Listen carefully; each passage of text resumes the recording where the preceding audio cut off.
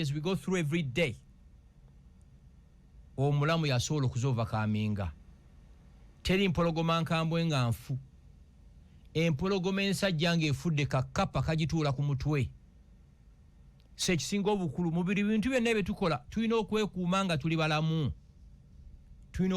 tuli balamu okwewala endwadde okwewala embeera yonna eyinza otutuusaako obulabe waliwo obulabe obumu oba waliwo ebintu ebimu bye twetuusaako nga ffe olwa recklessness gye tulivinga omuntu n'ovuga emmoloka n'etuuka mu bibiri n'overtakingira makoona tosobola ku-overtakingira mu makoona n'ogwa kabenje n'ogamba baganda baffe abasiraamu ne bagamba nti Allah bwageze n'obusiru oba busiru bwo fata abeerubagana oba abeeroma ne tugamba nti amaze emirimu gye bintu bingi amazzi ge tunywa ofaayo okumanya nti amazzi ago matuufu g'olina okunywa actually mikwano gyaffe abasawo batugamba nti 68% ku ndwadde ezikwata abantu nyangu nnyo okwewala.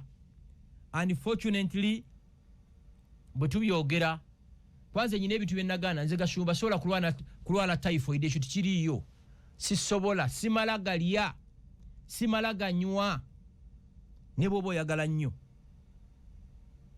ne mubeera ku mukolo buli kye bataddeko n'okirya bakuyita nkulya saladi zezo ze mulya ku mikolo muzeewale nze sirya saladi ku mikolo ne bwoba oyagala nnyo kubanga simanyi engalo zazikoze awulira amazzi gano agali mu Uganda bakugamba brand ziringanga 3 is passing the international standards sijja kuzoogera wano kuba tibansasudde mu Uganda mulimu brand zinga 3 is passing the international standards esigadde gali fake memunywa bunywi n'olwala endwadde bulina kusimanya Uncle Frank typhoid annuma n'omusujja kati n'ensonga y'omusujja yes ensonga y'omusujja kusula mu butimba kufuuyira nsiri waka okiwulira neggwe buli wiiki oli mu ddwaliro ne weekwasa mumpulira ndowooza endwadde z'obukaba kasita weegatta mu abawala kasita weegatta n'omusajja ebintu 2 3 oba 4 ekisooka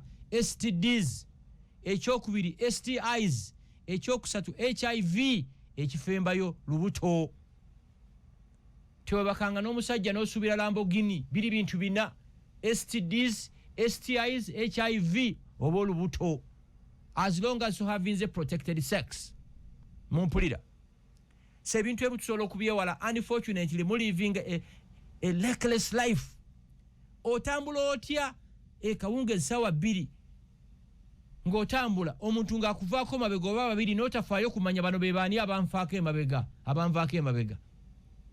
okiwulira kati bw'olwala oba bakutuusaako obulabe n'ogamba gavumenti yampadde bukuumi obusooka gw'olina obwetuusaako. There is a mentality in Uganda nti gavumenti erina okutufaako gavumenti kintu kinene nnyo security esooka gwe wennyini gwandaba ku TikTok gw'olina okwefaako lifestyle you're living kati ng'ogenda mu gym ne bw'oba tolina ssente zigenda mu gym osobola okukolera mu kyadduliro ogikolera awaka kati bakuga nti eddagala erikyasinza okulwanyisa pressure mu bantu ku working out kati mu abandaba ku TikTok wakomadde ogenda mu gym oba wakomadde okkeera okudduka omubiri ne guta mulya kati ebyo nabyo mugamba mwagala gavumenti ejjebayambe gavumenti eri too busy gavumenti ebeera mu bintu kuzimba amalwaliro masomero makubo masanyalaze kutambuza mazzi across the country ebintu ebisigadde these are individual responsibilities nga gwandaba nga bwe nabagamba nga gwandaba gw'olina okwerwanako ng'omusajja oba omukazi n'olya emmere ng'embizzi n'olya emmere n'obeera ku mukolo n'otikka emmere eringa nga mountain erigoni n'ebyolya tobimanyi byolya tobimanyi olya buli bakuyita nkulidde n'obeera ku mukolo buli kyakunywa ekiriwo n'onywa mirinda fruit mountain dew n'onywa Coca-Cola Lwenzoli naye n'omunywa, Bero n'omunywa, Tasika n'omunywa, buli kimwe ekiriwo n'okinywa. Kibaleeta oyina ekiteeka mu lubuto. You get it? Era mu abakazi mbasaasidde bw'obeeranga n'omusajja nga buli mugenda ku mukolo alya buli kintu ekiriwo, mwannyinaze watomera kero osabe Mungu akuwa omusajja omulala. Buli kintu ekiriwo, no Mirinda Fruity, Mountain Dew, Coca-Cola, Fanta birumalo biwumuza kati nolonchinga ebato ku myenge, Bero, Tasika, wine yo n'omunywa, Black Label, buli ekiriwo. Naye omuntu omunga yabinywa. N'okinywa nze mbalaba ku mikolo ne ngamba yi Mukama. Kino kisolo oba muntu. Mutegera ndo. So mwegendereze lifestyle ze mulivinga. Nze mbeera nnyumba ne ba driver bange. Toyina kusukka kinaana okujjako nga nze nkugambi. Nti oba tuli crash hour. Kinaana odduka olagawa. You get it? Beyond 80. Yes. Olina ayisiza mu kkonano ga Jesus.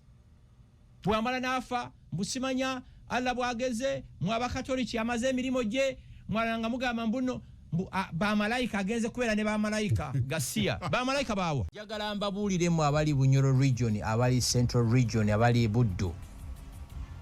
Kola omulimo gwonna as long as gukuwa akasente. Kino nkibagamba with experience. Teri ayagala mwavu. Omwavu ebirowoozo bye tebiteekebwa seriously mu meeting. Omugagga mu family oba omugagga mu kibiina endowooza yeebeera entuufu.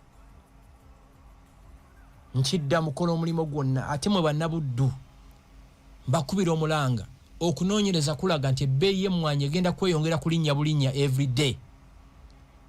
Mulime mmwanyi beeramu n'akantu akakuwa akasente. Mu Buganda mwe nakulira ng'omusajja alina okugulira mukyala we at least gomesi 2 mu mwaka ey'oku Easter n'eya Christmas. Mukozi wo mukyala wo tajja kurespectinga ng'olwanira emmere ku mikolo gy'abantu. Mukyala wo tajja kurespectinga ng'abaana bwe balwala tobajjanjaba. Musajja wo tajja kuwa kitiibwa ng'abaana we bagobera school fees buli lunaku. Mukazi wo tajja kuwa kitiibwa ng'ebintu ebiri mu nnyumba byonna ye yabiteekamu. Basajja bannange mupakase muberemu n'akasente. Omulimu oba mujjama gutya as long as kukuwa sente. Kubanga bw'obeera bankinga sente mu banka tebakubuuza wazijjeewa. Baagala sente. Sente zikyusa obulamu. Kino nkibagamba. Ffe bajjajjaffe baali baavu nga n'abaavu babageya. Baali baavu nga n'emmese zaava mu nsiisira zaabwe kuba tezaalinamu kyakulya. Baali baavu tewali group wano oba tewali ethnic group wano ya donatinga musaayi nga bajjajjaffe kuba buli wuka byabaluma kuba baali baavu. Mukole buli mulimo gwonna ogubeeramu akasente. Teri munnabyabufuzi agenda kukyusa bulamu bwo. Teri mubaka agenda kukyusa bulamu bwo gwe nga ggwe. Teri pastor, teri prophet, teri bishop agenda kukyusa bulamu bwo. Kino nkibagamba. Tewaliwo sala ekyusa bulamu.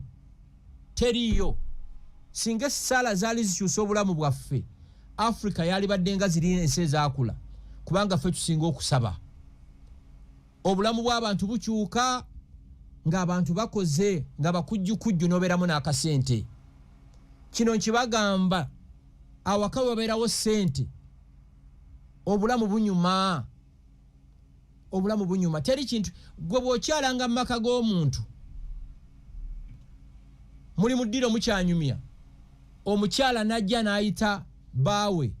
Kiba kitegeeza nti tewaliwo kyakulya waka kya mugenyi. Bwe bibeerawo omukyala yategeka bitegeke n'abireeta ku dining table ne basaavinga omugenyi. Mwate abakyala nkibagamba. Abasajja bajooga nnyo abakazi abaavu. Nnyo kino nkibagamba. Beeramu n'akasente ko akakonga ggwe. Bw'oba okola ng'olina omulimu oba mu URA oba mu Civil Aviation oba mu KCCA oba mu UNRA yavaawo oba mu kitongole kya gavumenti kyonna oba okolamu MTN oba Airtel, beerayo n'akantu akatono akakebbali akaleeta akasente ko. Ng'at least omusaala gugenda okutuuka nga guli intact. Beerayo n'akantu akatono akako k'okola akaleetamu akasente. olunaku lwensinga okwagala nze lwe lunaku lwengendako out nensanga abaana abawala oba abakyala abali out nga betaddemu sente bokka. That's my happiest evening and I see that a lot ennaku zino. Ndabye abakyala ennaku zino bakozi nnyo ekishokinga. Abakyala bakola buli mulogo nabeeremu n'akasente. Hulira abawala teri kintu kiswaza nga musajja kusaba namba ku Mande ku Lwokubiri n'omugamba bagoba mu nnyumba rent simanya sister woba bamugobera fees kiswaza mpulya ndowooza. So mupakase mubeeremu n'akasente mu abakyala toyisaamu mulimo gwonna maaso azilonga azikukuwa sente. Era nsanyuka nnyo nze buli lwensanga abaana abawala nga bali out betaddemu sente balina zino ze iPhone ze baalagira buli kimu bakikola kiba kina nga kasente kaabwe. Ate abatumbaavu mwe mulowooza mbw abakyala bonna abali obulungi babawa abasajja be babibawa. No, mulimu n'abeekolera, mulimu n'abasajja nga supplementinga mukyala kyakola. Kinyuma nnyo omusajja nga supplementinga kyokola. Kinyuma nnyo ng'ogambye bbaawo oba yo boyfriend nti you know what nyina wakasente bwe kati njala kukola kino. Naye ate awo mulina okubeera abeegendeeza abasajja abasinga miyaayo ennaku zino akasente koyinako naye ayinza okumaliza nga akabbye. Mulina okubeera very very careful. Ekirala gwe omukyala togulanga ekintu ng'oli mulaavu nnyo mbw'oli bize nnyo oli mu URA oli mu URA oli mu civil aviation mbw'oli bize nnyo nnyo nnyo bw'oba ogenda okugula kaploti olwo olunaku waakiri teekawo embeera nti olwadde ku mulimu. Never delegate. Towanga obuyinza bbaawo oba boyfriend wo mbw agenda akugulira ettaka ajja dditeeka mu mannya ge ng'owedde. Bw'olaba kaploti koyagala oggula ekisooka covert ligenda ku LC otegeera nina ttaka eryo. LC bwe mala confirming nti Samola yenna nnyini ttaka eryo ate kolayo due diligence endala mu bataka n'abantu b'okukitundu nti ettaka eryo lyani. Bw'omala okikonfirming nti lya Samola bwe baliri Wakiso baliri Masaka covertly finding out ettaka lino mu land ziriri mannya gaani liriko caveat nti no kati involving a lawyer okukola transaction eyo naye nga liri mannyago tofuuka so busy mb'odelegatinze simanya my boyfriend bafeke master bano bakabaliga. We've had many countless stories. Omuwala neyefuula nti ali bize n'akwata $5,000,000 oba $7,000,000 n'agiwa omuyaayu gugende gumugulire ploti ne gukiteeka mu mannya gaagwo omuwala n'amaliza ng'akaabye. Bannayuganda ekinnemye okutegeera ebintu bye musaana okuwa obudde temubiwa budde, bye mutasaana kuwa budde ne mubiwa obudde. So mbasaba in everything that you do kola ekintu ekikyusa obulamu bwo weeyagale. Bannanga obulamu bwa ssente bunyuma, weeyagale. Bano abasajja bonna be mutiisa amaaso n'abakyala ab'amaanyi bakazana. Gwe tojja kuddawo osaale emirundi 20 osuubire Miracle tekiriiyo. Gwe ne bona osula mu night prayer ng'oleekaanira Yesu osula otuleekaanira mb'okitwala tekiriiyo. Betwegomba bakazana. Yes. Elon Musk asabirawa? Warren Buffett asabirawa? Bill Gates asabirawa? Wava munno wana asabirawa? Sudiri asabirawa wano? Madivani asabirawa? Basabirawa. President Museveni asabirawa? Alabikako lumu mu Christmas. Ewaabwe lwakitula. Basiba basaba. Singa okusaba kwali kukyusa obulamu bw'abantu Africa yalibadde nga Abu Dhabi oba Qatar. Kuba ffe bamu kubasinga okusaba. Saba mu ffe tusinga mu nsi yonna. Abafirika. Ne muleekaanira Yesu ekiro kyonna. Lwaki muleekaanira Yesu? Yesu abakooyo muleekaanira. Come again. Yesu abakooyo mu COVID kanisa zaaliwo. Twasabira nga President Museveni yashatinga town eggwanga lyonna. Essaala Katonda gyawulira zukka ku mwendo ogw'ekiro omulaajanire ng'oli bw'omu. Ffenna tulina direct access to God. Ku Katonda. Yes. Osobola okwogera naye w'oyagalidde. Yes. Tuweetaaga omuntu yenna. Ezo kyaki bazita social constituencies. Kuinteractinga. Tusinkanemu. Ate mbabuli eggulu bwe liribeerayo gw'otasuubira mu ggulu bagashumba bogenda okusaba mu ggulu nga tulina Yesu tunywa champagne. Ogenda mu ggulu. Ndayira nga ntya Mungu. Eggulu bwe liribeerayo ndi mu ggulu. Ate ndayira nga atasaba kiro na misana. Gwobeerayo waka. ngamba mu church church ani akugamba Yesu yalina church Yesu yalina church nziramu ebyo byakijega nze siri ndiga siri mulonzi omanya abantu basinga confusing abali babiri endiga n'omulonzi endiga relationship yange ne Katonda teri mu church ebikolwa byenkola covertly ebikolwa tewetaga na biba publicizing humanity ebikolwa byekisa tegedde gwe kungu singa omuntu akubuza kikola ki ekyekisa kye wakoze wiiki ewedde byebitwala mu ggulu bikolwa si bigambo eggulo we had an emergency at home nga tulina okugenda mu ddwali ekiro twagenze essaawa ndowooza nga 6 ogwekiro waliyo omusawo gwe twayinterfacinze naye nansi saamutegedde erinnya lye mirembe eggwanga si kaliyoki tikwata mu microphone eggwanga si kiyosiki eggwanga si buno obumese mu senior 2 bwe twayigangako simanyi oba okulongoosa oba biki okukasala ene slight mistake eggwanga yo ne muliwa omuntu atategeera bisobola okusaanawo nze message yange kubanga watali mirembe n'okusoma tusobola kusoma toyina tusomye tetulina mirimu musobodde okusoma lwa mirembe nabagambye ensi bwetabukolemu okuva mu hostel yogende mu lecture theatre because they have not tested it nanga akugamba nze salabako ku lutalo neddadi waffe yatugambanga baana mwe temumanyi kibayita ntalo ku mulembe guli kungu ng'omusajja akuggyako mukazi wo n'amurepingira mu maaso go ng'olaba ate nga tanya kikikolera wano okirabawa otegeera reality we seem to be taking this piece for granted yes tetufaayo kiringa ng'omwana w'omugagga omwana akulidde mu bugagga tasobola kukakasa nti embeera ezo okukyuka okuggyako nga dadi waafudde sente ne ziggwawo kiringa ng'omukazi bw'oyagala omukazi n'omuwa buli kintu akutwala for granted bwe mwawukana n'agwa ku kafeeke master akasumulwa n'ensawo ye ne kabba mu sente wakakasa nti kungu yali musajja najjukira byonna bibadde omukolera nekira nondaani nze nabadde ngamba abantu nti nze gwe ngenda okulonda yoyo eka agenda okumpa assurance nti emirembe gigenda kusigalawo mu ggwanga era bw'obanga gwe bwe nkutunulira bwe nti nga mu byoyogera sirabamu continuity ya mirembe tolina kalulu kange thank you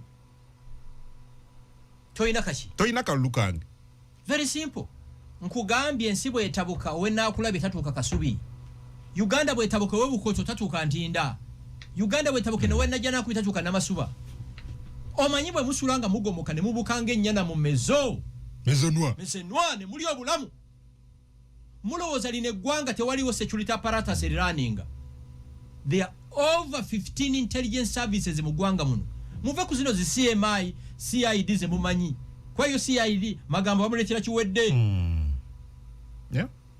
waliwo baddamu lyaba crime intelligence they work 24 hours okulaba nti kungu ova waka nodda waka bakola okulaba nti gwe omulimi w'emmwanyi bw'otunda emmwanyi ze ensawo yo akasente ko kalyanga bw'oyagala you get it sibe nadde ngamba abaana ogwaffe guli gumu kubabuulira n'ebyokulabirako nga oyogedde wano ku Khartoum Sudan Congo nze nabeerako Congo emyaka 2 Congo wano basula kutebuuke Sudan eyo nali mbaddeyoko naye nagenda mu Sirida Sudan Sirida Sudan aganyabo olw'embeera gye walaba right now wagenda mahoteli wano mu Uganda mahoteli agali average abasudaani ndowooza bali abaakulamu abalina ku ssente bajjudde wano abalituya ekkubo lyeggaba tugenda diyita Eritrea road badduka ewaabwe tewali mirembe fekye tulina ekirungi tetukiraba naye ate ab'ebweru abajja wano baga mwina mata waliwo omusudaani namusanzaawo ekisaasu ku sijja kwogerawo ti asulaawo naye yaŋŋambye mwina gold in the name of Yoweri Museveni ate waliwo abanigeria baŋŋamba mbu beegomba Uganda Kampala ne mbuuza bwayi nti ebibuga nga Abuja Lagos buli muntu alina generator yawaka etokota tebalina masanyalaze ng'ate Nigeria yeyo omusanvu mu exportinga oil nsi yonna nefa ne waffe Uganda amasanyalaze yes ebifo waliwo bitaliimu kati Ministry of Energy yalina project y'amasanyalaze naye nga gw'olina okugenda n'obasaba era bwe buzibu bwange ne Sewungu obwo we buva bulala otusakidde ki emyaka 15 gy'obadde omubaka abeekalungu gine emyaka gye ndi musijja kusaaga reality otegeera kye nagambye ekiro ne malayika atugenze mu ddwali ekiro namugambye lwaki bayita obufumbo kye kitegeeza there's an emergency that we must respond to bwe bufumbo ne lulinze gashumba nsula nsamba ng'ennyana nyina piro zange 8 olumasooka ago meru 3 ogayita otya 7 thread nze nzina nzeka mukiwulya ndo ate bwe batosula musuuka njeru oba muntu ne tawulo enjeru gyolina okwesiba ne bokisi enjeru musajja noyambala kibokisi kya papo ekiriko obumesere bukapa you get it so when you clock 50 years entegeera ekyuka bintu otandika obeera different kati nyinza okugamba ekigambo tewa celebrate birthday yo nalabye bakuyuza gamba etedde ebimuli kati nyina obudde bwa birthday naleka yekuwadde ku cake nagisanze yawakana n'emikwano gye ne tugisala ne tulya nalidde kwenkana kati you don't celebrate birthday no I celebrate every day nze sina special day in my life every day ndu celebrating oba simanyi naddawo nje nze mbeerawo ku nsinga n'agenda enkya ate nembeerawo nga namala emyaka 3 every day nze ngula engatto mu dduuka ne njambalirawo togitwala wakako nedda njambalirawo ngula omusipi ne gwe nageze nago bino noteeka mu motoka tebiriyo nze sina lugoye lwa Christmas ogula omusipi n'ogwesibirawo awo n'ogula engatto n'ozambalirawo essatu mugigolole nze si ate kyo boyiseewo nze ekirala nze sina lugoye nti lwa mikolo ekire maka ewake waffe situina meal nti ya lunaku beruti musimanye enkoko bagira lwa Sunday bwe situka lwa Sunday weekend wetulya kanyama nze celebratinga buli lunaku Katonda lwantadde ku nsi kuno sisobola ku celebratinga lunaku lumu mu mwaka obanga Katonda atamusiimye nti zino ennaku endala takubeereddeewo kitegeera ndowooza omusajja yagamba nti kiringa okulokoka ngumaze emyaka 4 ng'oli musamize nga tonna bakwebaza Yesu nti akulokodde sooka weebaze sitaani gw'obadde naye kubanga 10 ya myaka aga 4 kubanga otambulira emyaka 40 yaza kukumya ku nsi tolina Katonda omwabandoninga otya n'omukasuka bwotyo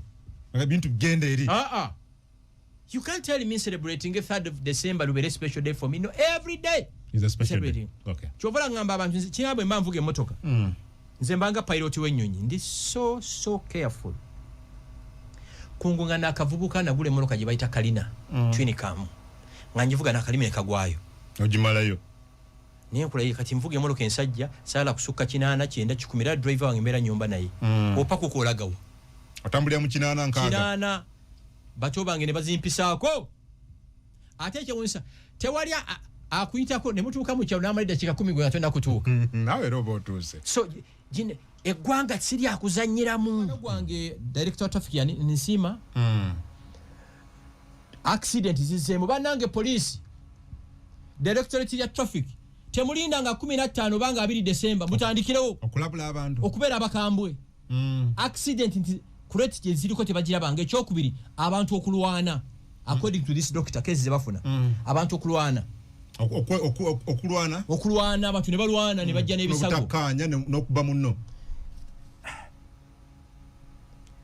emboozi yavudde ku kintu waliwo omuntu yadde agenda South Africa ne bagwa ku accident yadde ali mu ICU so goyinza okuba nga oli waka tomanya maanyi ga Katonda omukono gwakutaddeko imagine ng'ovudde awaka ogenda South Africa nomaliza ng'oli mu ICU so accidents zisusse so IGP abasi byakagaba ne director wa traffic mutandika okumyumyula batandika okumyumyula yes okay kyekyo nno kale ku radio 4 radio 7 ne radio 8 Adam Kungu mu program entuga ne mwami Frank Gashumba buli lunaku lwa Monday. Frank Gashumba ki amanya gamaleyo. Mwami Frank Gashumba owa council for abavandimwe owa PLU muzukulu wa Rwabugiri. Omuvandimwe tuzamutorayo heri. Atayagala genda mu church.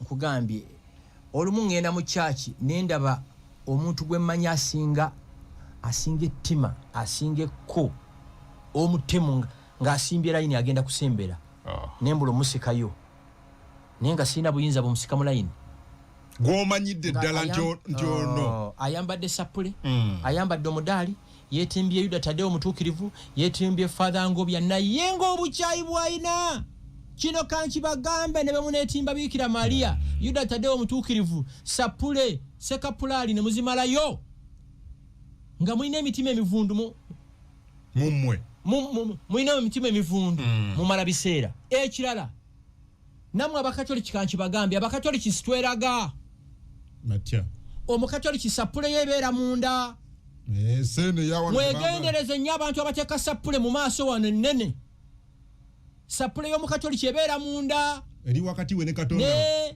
si yakugumansa era nze mbirivinga Katonda bw'ava mu ggulu asooka Roma n'ava Roma n'ajja Rubaga n'agenda ekitovu ya Bishop Silvers Jumba ebyekikatoliki si byakweraga twetegereze nnyo bana baziteeka wano mwe n'abampuliriza mwegendereze nnyo omuntu omukatoliki ateeka sapule waggulu w'essaati bwagirage fe obukatoliki bwaffe bwakyama enkolagana yaffe ne Katonda eri covert si ya showbiz mubegendereze nnyo tulibalabira ku bikolwa si ku bigambo tulibalabira ku bikolwa wena bona yambala sapule ng'oli mulogo oli mutemu toyagaliza ososola abantu toligenda mu bakabaka wa Katonda ate embuuka egenda kaabira mu Geyena nga kichenye ate kasatu kuzuula nti wali oyambala sapule ng'olimba gwe emigo gye tunakuba situgimanyi weefuula kyotali okitegeera nze nina mikwano gyange abasiraamu nga bali pure I have them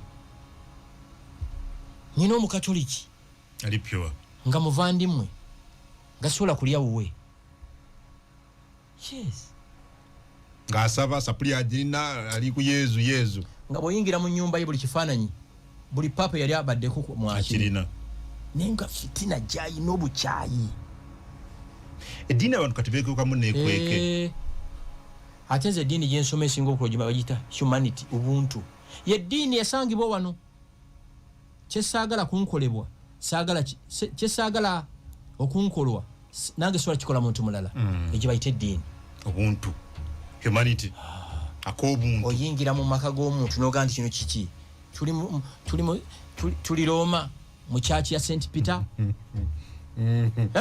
abajulizi bonna nga batimbe wange obulogo obuli mu nnyumba eyo efitina obukyayi enge era abo batugobye ne mu kyaki ffe batugobye mu kyaki kubanga ffe twakula nga tukimanyi nti omukatoliki olina kubeera pure abo ezo abapasita sizoogerako bali mu liigi yaabwe bali mu liigi yaabwe toboogerako bo bakisussa njate bwe tuba twogera ku nsolo eziri ennyama empisi situgyogerako ye eri mu liigi yaayo empisi eri muki mu liigi yaayo mu liigi yaayo actually waliwo otandikidde waliwo omusumba gwe mmanyi and for some reason sijja kumwogera one of the top 3 powerful pastors mu Uganda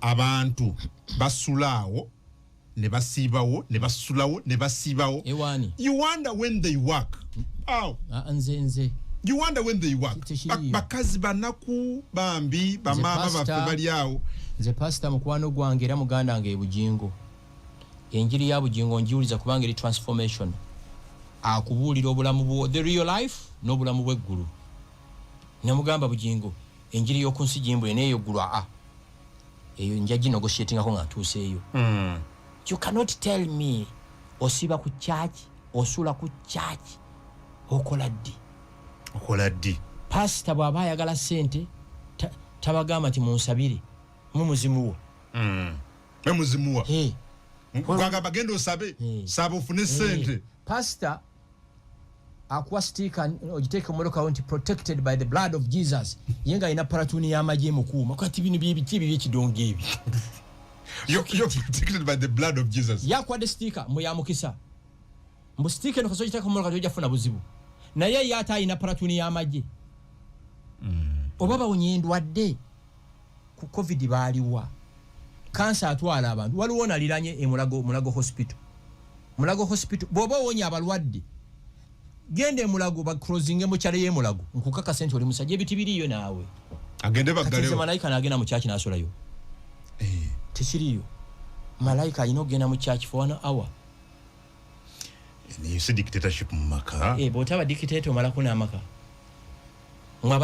abalese demokrasiya mu maka marriages zirasitinga longa oba ze breaking up every day ask that again mwabalina demokrasiya mu maka gammwe omukazi alina eddembe rights marriages zamwe zirasitinze longa oba zi breaking up every day tata wange yatuuka kufanga simulabyeko ng'agamba mami wange nti I love you. Never. Mami wange yali anobyeko. Ebyo by'ekidongo byammwe ebyo. Mukazi sawa 3 ali mu kyakya asaba ki? Yegayirira. Anti bagamba nti ebyakatonda biri wakati wa Katonda naye ng'omuntu. Abimusabira awaka. Mukazi wange bwatuko praising a pastor okusinga nzi awo filing a divorce. Come again. Mukazi wange bwatendereza pastor. Anti kati gwe tokola byamagero. Pastor yamukoledde byamagero. Okumwanjula ne mujja mu bakazi abawere milioni 15 kita kyangu. Byamagero biri. Byamagero biri. Pastor byamukolera namusabira nawo n'endwadde nawo. Ayina bulwadde ki? Kizibu ki kyayina? Tayina mulimo, tasasulwa mu budde. Ayina biru yone yawaka gyasasula. Mira ko kyesinga nze pastor we. Nze sheeka we, nze Katonda we. Bwava kubaza Katonda wa mukyala wo. Yes, no. Omwami mu maka yaba Katonda wo mukyala. Yes, yaba pastor wo mukyala.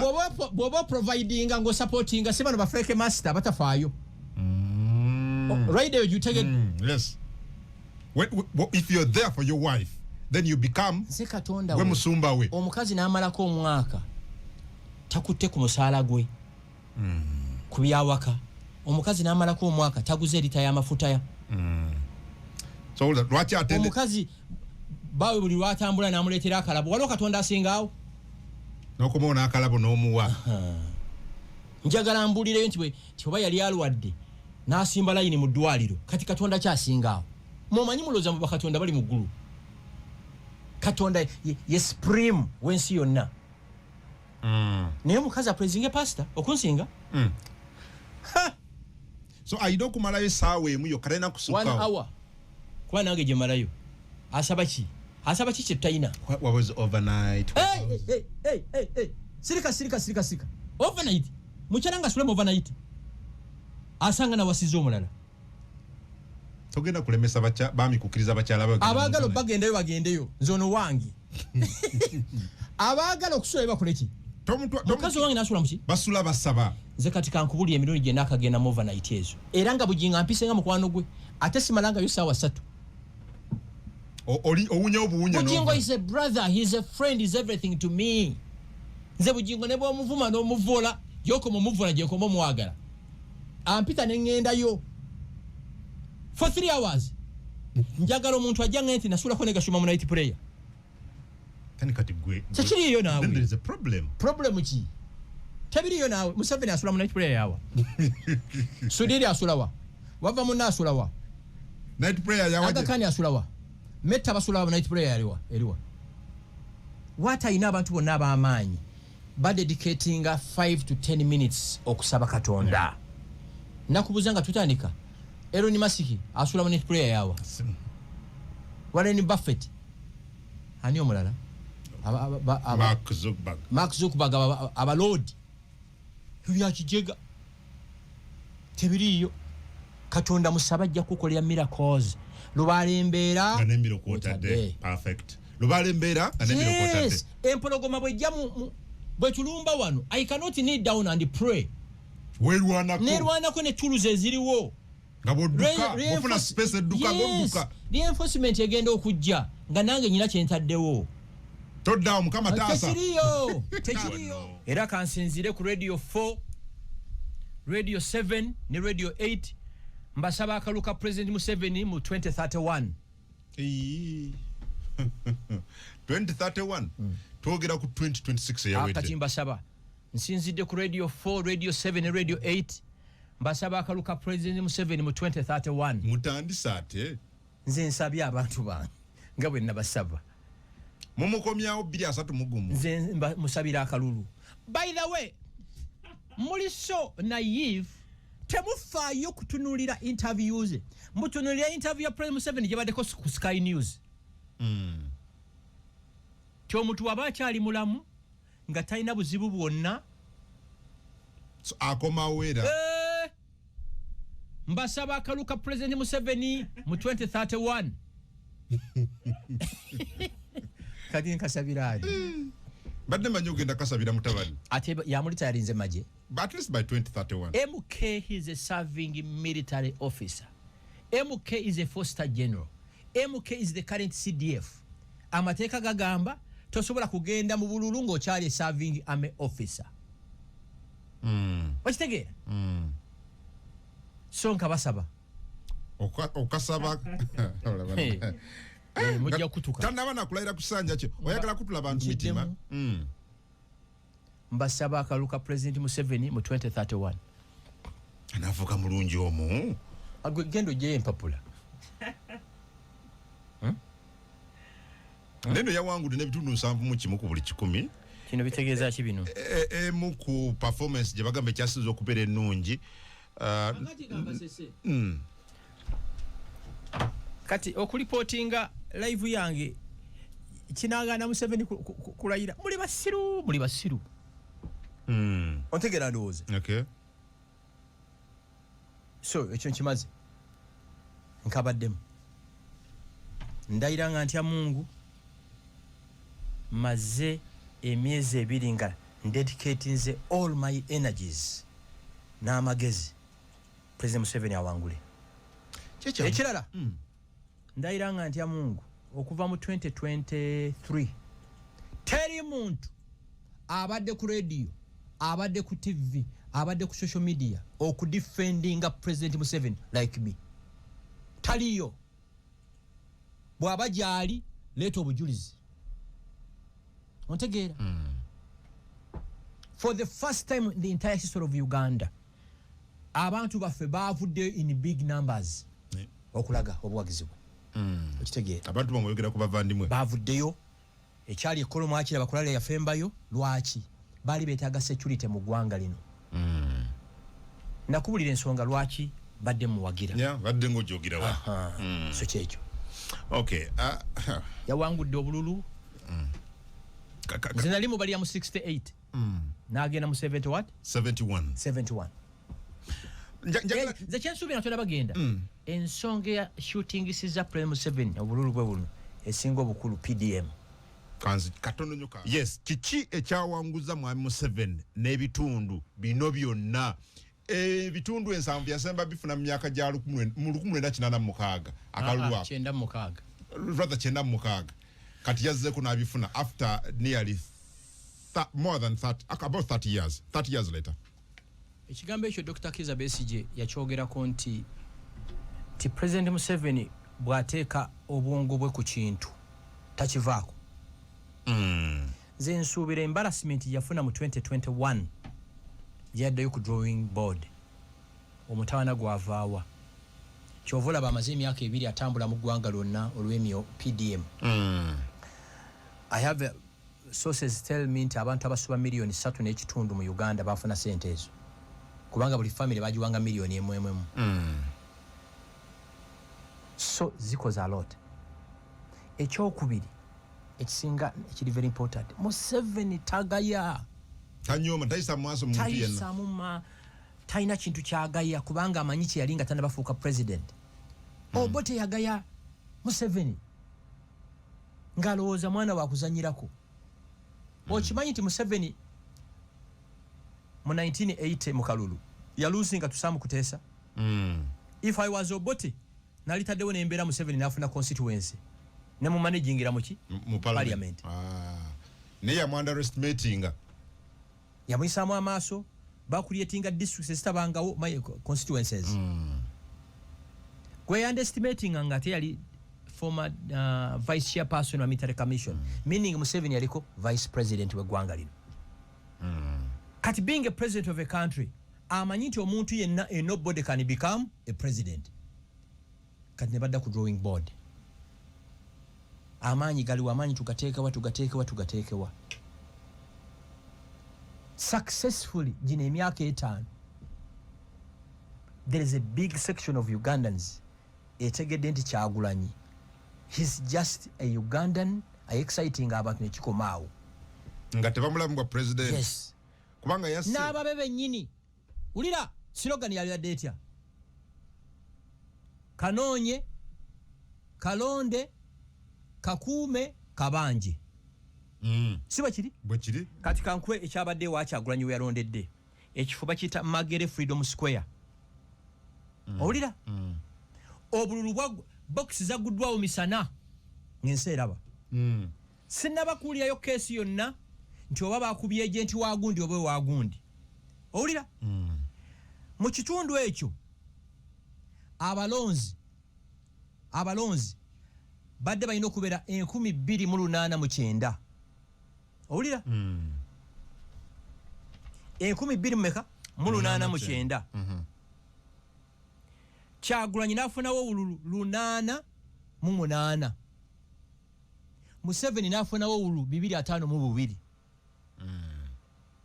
owulira bwe bululu 1,006 bebalonze okiwulira bebalonze ku 2,900 ku 2,209 owulira kitegeeza percentage esukka mu 60 tiyakoze eki tiyalonze mu kifo kya Bobi Wine walondera kitegeeza sirogani yammwe kanoonye kakuume kalonde kabanje tikyakola slogan teyakoze ennyingo ezennya tezakoze bw'aba Kyagulanyi we yalondedde awatabaddewo kavuyo konna abantu tebatandinzaapo okulonda kubanga if you are defeated in your home kitegeeza tosobola kusurvivinga mu kyalo emagere Kyagulanyi we yalondedde Kyagulanyi yafunawo obululu 8 Museveni n'afunawo obululu 2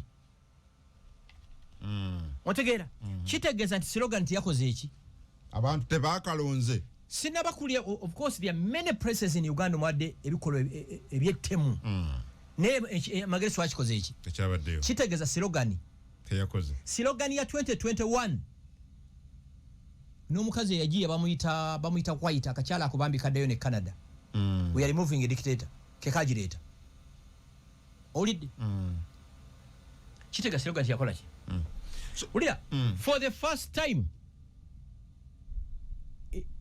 nebi musijja kubyogera nyo batujja bikosa mu 31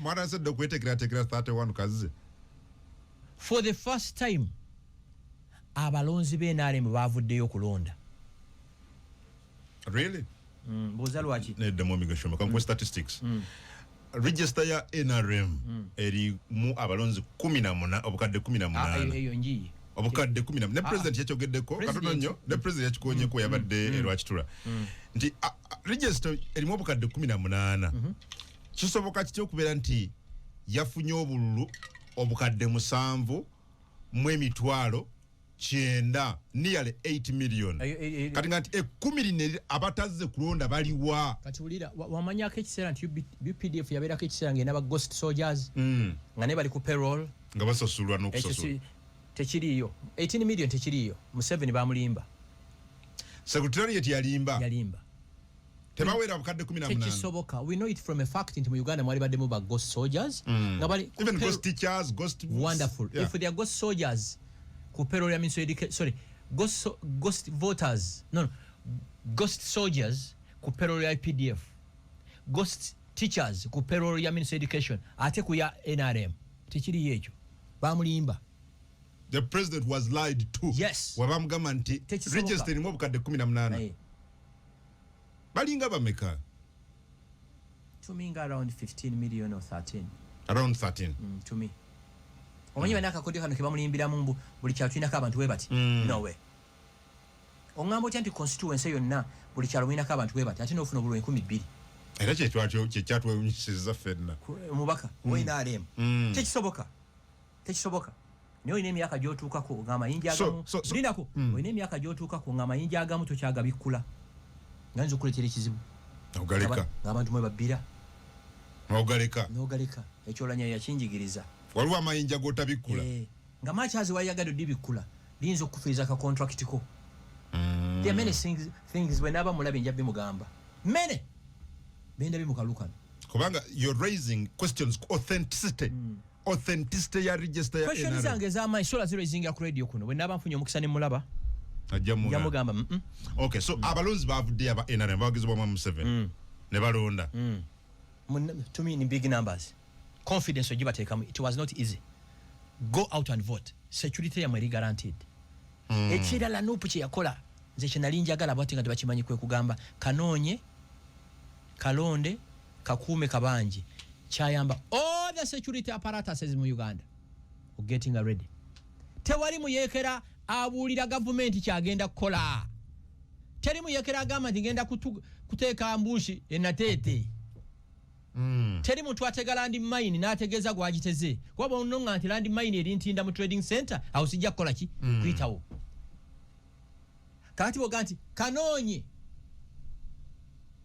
ulya kalonde kakuume kabanje ng'ab'ebibombola bagamba kikyategeeza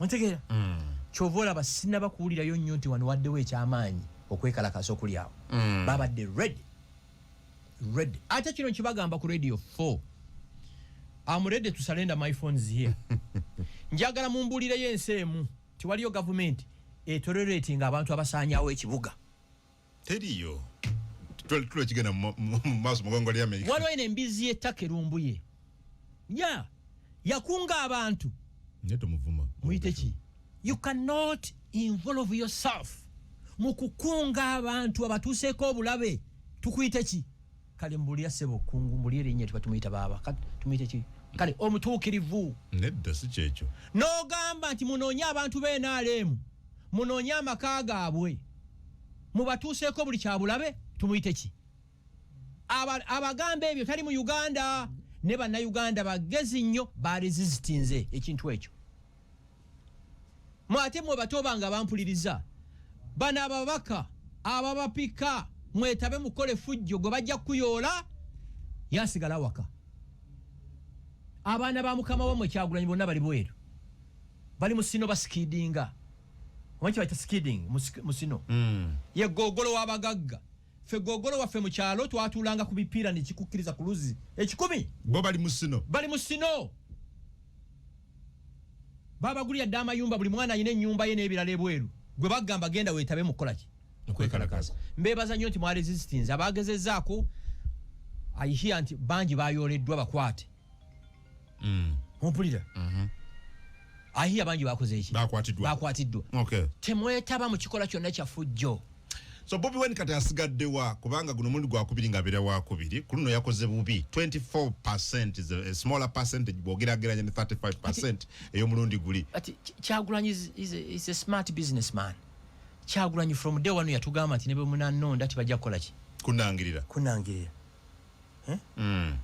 okitegera ndowooza inako tibajja kunangirira kati bano bawambwa balipotinza account yange ku TikTok kiki kiganye ba anti kati bobe olubalooza balwanyisa gashumba kebera bibino mbadde kugamba nti Kyagulanyi is a smart businessman ayina ababaka basoba 40 siba kiri buli mubaka aweebwa ensako egenda mu kibiina mwavudde ekyo nnyo buli mwaka every financial year agenda funa nga billion nga 5 buli mwaka bakuwa sente kubanga kino ekisanja ekigwako amulira you informed Nuupu yakafuna 24 billion you get it kati ye buli mubaka aliyo asasulwa government ya Uganda ewe ekibiina sente okusinzira ku ki ku bungi bw'ababaka ndabako ina baka bameka he's a smart man so yali mukola yamaze dda